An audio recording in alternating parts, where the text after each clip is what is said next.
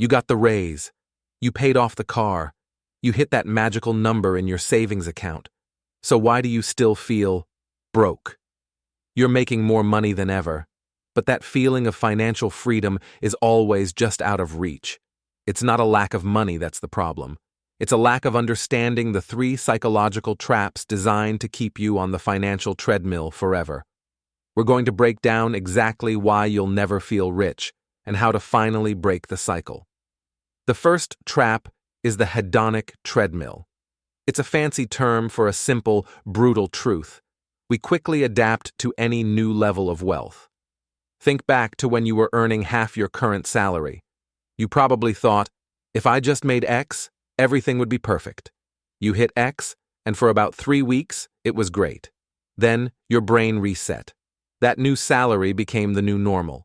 Your old wants became your new needs. That cheap coffee is now a $6 latte. That old TV is now a 70-inch 4K monster. The goalpost of rich isn't fixed. It moves with you.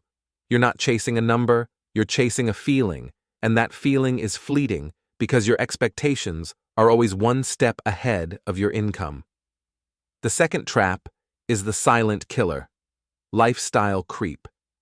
This is the invisible tax you impose on yourself. It's not the one big purchase that hurts you. It's the 100 small ones that become permanent fixtures in your budget. You upgrade your apartment, which means higher rent, higher utilities, and now you need fancier furniture to fill the space. You start ordering takeout 3 times a week because you don't have time to cook. You subscribe to every streaming service because you need options. Each small convenience is a permanent drain on your cash flow. You've traded your financial margin for convenience.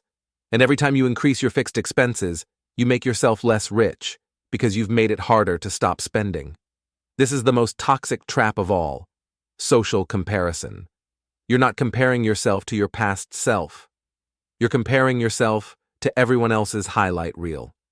Instagram, Facebook, and even your neighbor's new car are all carefully curated lies.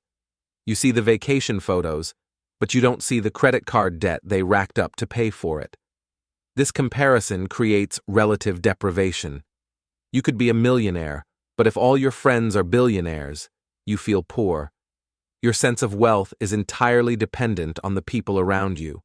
The only way to win this game is to stop playing. You have to actively choose to measure your wealth by your freedom, not by your possessions relative to others. So, how do you actually feel rich? You change the metric. Stop measuring your wealth in dollars and start measuring it in time. True wealth is having enough money to buy back your time.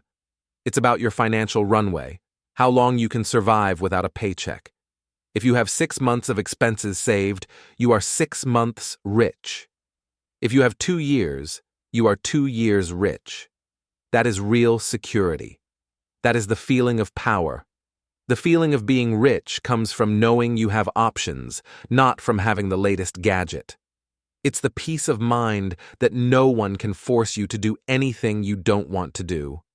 You will never feel rich if you let the hedonic treadmill keep moving the goalpost, if you allow lifestyle creep to silently drain your savings, and if you fall into the social comparison trap.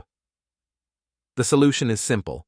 Stop chasing the feeling of rich and start building the reality of freedom. Because in the end, wealth isn't about how much you spend. It's about how much you can afford to ignore.